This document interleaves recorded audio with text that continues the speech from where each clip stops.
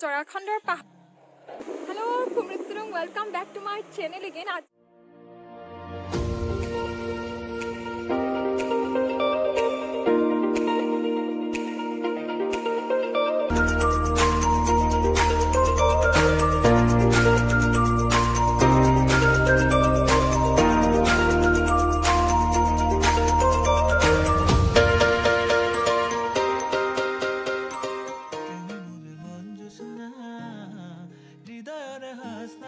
দেখা পাইছে চাৰিওফালে চাহৰ বাগান, তো পুৰা গ্ৰীনেৰী হয়, খুবেই ধুনীয়া। তাৰপিছতে দেখা পালোঁ পুৰা আৰ্মিৰ যোনবোৰ গাড়ী হয় পুৰা লাইন ৱাইজত ইয়াতে ষ্টেণ্ড কৰা হৈছে, তো খুবেই ধুনীয়া লাগিছে। ৰাস্তাৰ কাষে কাষে খুবেই ধুনীয়া, খুবেই দীঘলীয়া লাইন।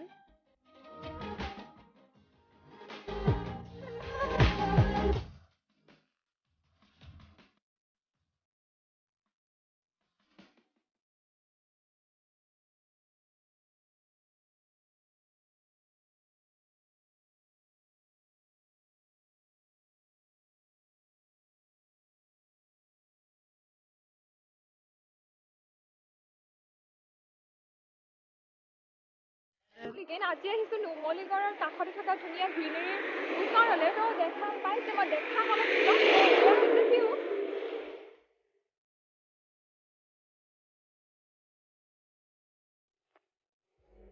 তো এনেধৰণে আমি আহি ধুনীয়া লোকেশ্যনত আহি পালোহি।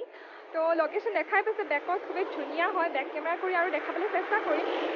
আৰু লগতে দেখা পাইছোঁ এক ধুনীয়া ভিউ। তাৰপিছত মই দেখাম, এইটো ভিউটোতো খুবেই ধুনীয়াই হয়, প্লান্টেশ্যন পুৰা গছৰ লাইন লাগি আছে শাৰী শাৰী কৰি।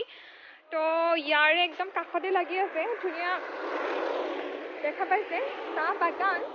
তো পুৰা টিপামৰ ইয়াতে ফিলটো আহি গৈছে। মই টিপাম প্ৰেক্টিকেলি যোৱা নাই, কিন্তু ভিডিঅ'বোৰত দেখা পাইছোঁ টিপামৰ যোনটো ভিজুৱেল বা পৰিৱেশ, তো একে পৰিৱেশ ইয়াতো দেখা পাইছোঁ। তো ইয়াত দেখা পাইছে খুবেই ধুনীয়া, তো পাহাৰৰ নিচিনা হৈ আছে। তো ইয়াত দেখাই পাইছে বেকত পুৰা গ্ৰীনেৰী আৰু গ্ৰীনেৰী। তো নুমলীগড় যোনটো NRL বিবেকানন্দ হস্পিটেলৰ অলপ ওচৰতে হয় এয়া। তো ইয়াত দেখা পাইছে চাৰিওফালে পৰিৱেশ খুবেই গ্ৰীনেৰী হয়, প্লান্টেশ্যন হয়, তো তেনেকুৱা ধৰণৰ।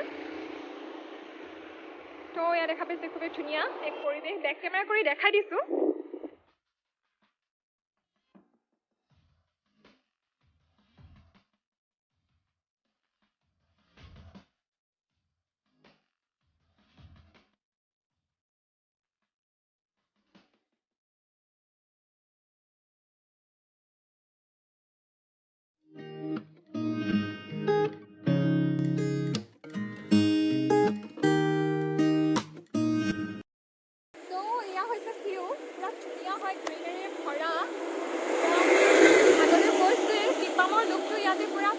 প্ৰতিফলিত হৈছে যে টিপামৰ যোনটো প্ৰতিচ্ছবি হয় তেনেকুৱা ধৰণৰ, টিপাম নগ'লেও হয়, খুবেই ওচৰতে আছে এনেকুৱা ধৰণৰ ভিজুৱেল।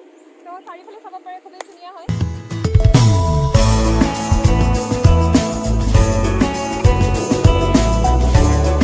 ইয়াৰ গ্ৰীনেৰী আমি এৰি থৈ যাবলৈ ওলাইছোঁ এতিয়া। তাৰ পিছত আগলৈ কি কি দেখা পাওঁ অলপ অলপ কৰি দেখাবলৈ চেষ্টা কৰিম, তেন্তে স্কিপ নকৰাকৈ চাই থাকিব। এতিয়া আমি যাব লৈছোঁ।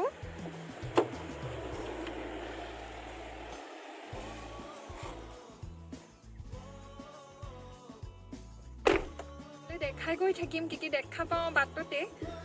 তাৰপিছত আমি গ্ৰীনেৰী এৰি থৈ যাবলৈ ওলাইছোঁ। এৰিব মন নাছিলে, কিন্তু যাব লাগিব। Bye bye Tipam, next Tipam মানে এইটো হ'ব গৈ আছে। সেউজীয়া পথাৰতে কি জানো মায়া আছে, কি যাদু ভৰি আছে, দূৰণি পাহাৰতে জীৱিকা বিচাৰোতে। আৰু এয়া অলপ ভিতৰ ভাগটো দেখাই দিছোঁ NRL টাউনশ্বিপৰ হস্পিটেল, যোনটো বিবেকানন্দ হস্পিটেল বুলি আছে, তাৰ ভিতৰ ভাগৰ কেম্পাছটোৰ অলপ পৰিৱেশ দেখাই দিছোঁ, খুবেই ধুনীয়া।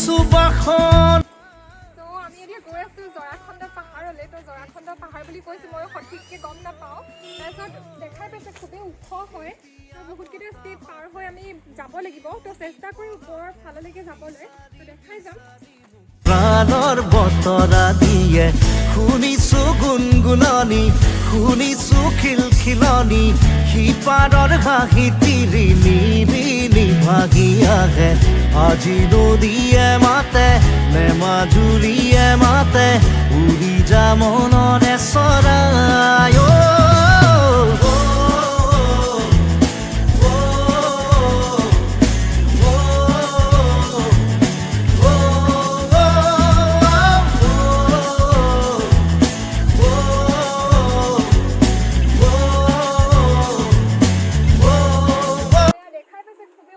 যাবগৈ লাগিব মা আৰু আমি অকণমান মানে এম ডি আহিছোঁ লগত তাৰপিছত দেখাম বাৰু তাৰপিছত আমি অকণ ওপৰলৈ আহিলোঁ তাৰপিছত মায়ে ভাবিছোঁ ওপৰলৈকে যাবগৈ পাৰিম নে নোৱাৰিম তো সেইকাৰণে অলপ চিন্তা কৰি আছে কিন্তু যাব পাৰিব বুলি কৈছোঁ তো আমি আৰু আগলৈ গৈ থাকোঁ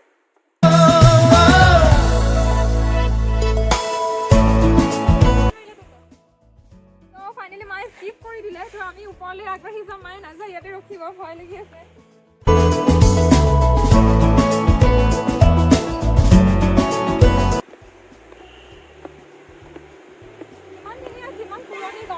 যদি সঠিককৈ জানিব পাৰোঁ কাৰোবাৰ পৰা যদি জানিব পাৰোঁ জানিবলৈ চেষ্টা কৰিম আৰু আপোনালোকক জনাম খুচৰি প্ৰাণত পালো বিচাৰি নিজক নিজৰ শৰীৰত এটি বাহিয়ে এটি হাঁহিয়ে কাঢ়ি নিলে দূৰলৈ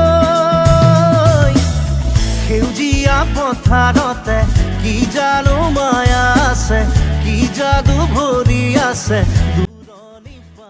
দেখা পাইছে একদম এই তলৰ ৰাস্তা দেখিছে গাড়ী অহা যোৱা কৰি আছে তো একদম তলৰ পৰা আহি আহি আহি আমি ওপৰত পালোঁগৈ পুৰা অৱস্থা বেয়া হৈ গৈছে মায়ে তাতে বহি আছে এইখিনিতে যদি দেখা পাইছে ভালেই কৰিলে মায়ে নাহি চ' ফাইনেলি ওচৰত পাইছোঁগৈ শুকুৱাই আছোঁ পুৰা পানীও অনা নহ'ল দেখা পাইছে খুবেই ধুনীয়াকৈ শুই আছে এইটো হৈছে হনুমান ৰাম ভক্ত হনুমান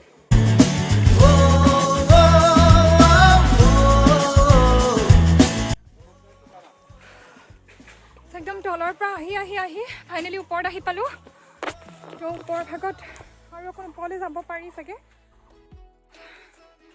ওপৰ ভাগৰ পৰিৱেশ হয় সেয়া ওপৰত ধুনীয়াকৈ বেঞ্চৰ ব্যৱস্থা কৰা হৈছে আহি আহি যেতিয়া ভাগৰি যাব অকণ সময় জিৰাবৰ কাৰণে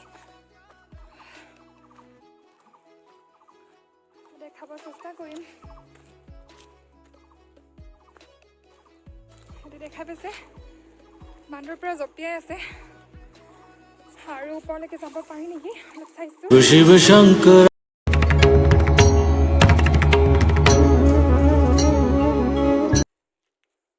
এইটো জৰাখণ্ড পাহাৰ হয় বুলি কৈছে তো আমি সঠিককৈ গম নাপাওঁ যদি কোনোবাই গম পায় কমেণ্ট কৰিব তো নুমলীগড়ত আছে আমি ভিতৰৰ ভাগলৈ সোমাই গৈছোঁ ইয়াতে আছে পুৰণি কীৰ্তিচিহ্নসমূহ তো ভগ্না হৈ ইয়াতে দেখা পাইছে তো ধুনীয়া এক পৰিৱেশ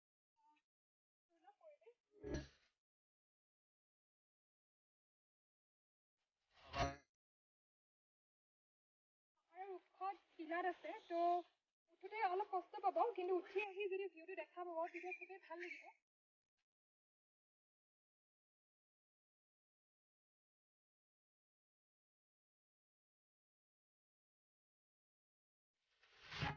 যিহেতু জোতা পিন্ধি আছোঁ তো একদম ভিতৰৰ ভাগলৈ সোমাই নাযাওঁ কিন্তু চাৰিওফালে এবাৰ পৰিভ্ৰমণ কৰি দেখাম তো ইয়াতে দেখা পাইছে গণেশ নহ'লে তেনেকুৱা দেৱ দেৱীৰ প্ৰতিমূৰ্তিসমূহ ইয়াতে দেখাই পাব তো আমি এনেধৰণে চাৰিওফালে এবাৰ দেখাই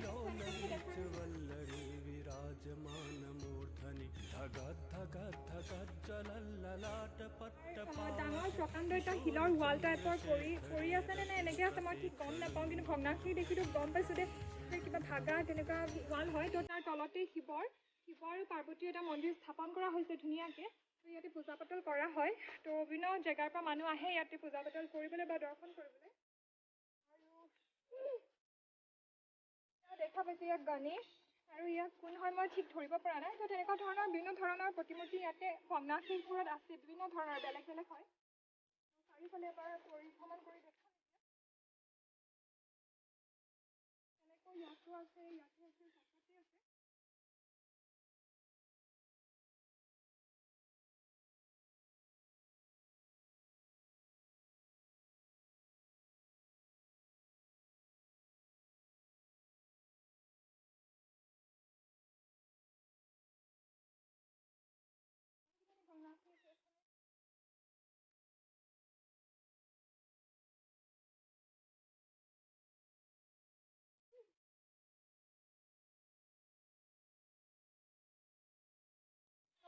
এইফালেতো দেখা পালে ভগ্নাৱশেষত অংকিত কৰা আছে দেৱ দেৱতাৰ প্ৰতিমা। তো জৰাখণ্ডৰ পাহাৰৰ পূৰ্ণৰূপে দেখালোঁ, মানে সম্পূৰ্ণৰূপে এপাক ঘূৰি দেখালোঁ।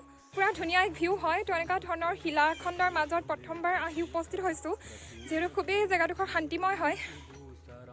তো সম্পূৰ্ণ মন্দিৰটো আছিলে সিফালে। তো সিফালৰ পৰা আমি আগবাঢ়ি এতিয়া ওলাই আহিছোঁ। তো দেখা পাইছে খুবেই ক্ষুদ্ৰ ক্ষুদ্ৰ অংশত বিভক্ত হৈ আছে বিভিন্ন ধৰণৰ শিলাখণ্ড। তো তাতে আছে বিভিন্ন ধৰণৰ দেৱ দেৱতাৰ প্ৰতিমূৰ্তি। তো ইয়াৰ পৰা এতিয়া যাব লৈছোঁ। খুবেই এক ধুনীয়া পৰিৱেশ। উঠি আহোঁতে অকণমান কষ্টকৰ হয়, কিন্তু নামি যাওঁতে ইমান কষ্ট নহ'ব চাগে। চ' এতিয়া আমি নামি গৈ আছোঁ। খুবেই ভাল লাগিলে ইয়াতে আহি। তো ইয়াৰ মাহাত্ম্যৰ বিষয়ে বা ইয়াৰ যিকোনো যদি ইতিহাস আছে তেন্তে যদি কোনোবাই গম পায় তেন্তে মোক কমেণ্ট বক্সত কমেণ্ট কৰি জনাব, যিহেতু মই ইমান ভাল ধৰণে নাজানো।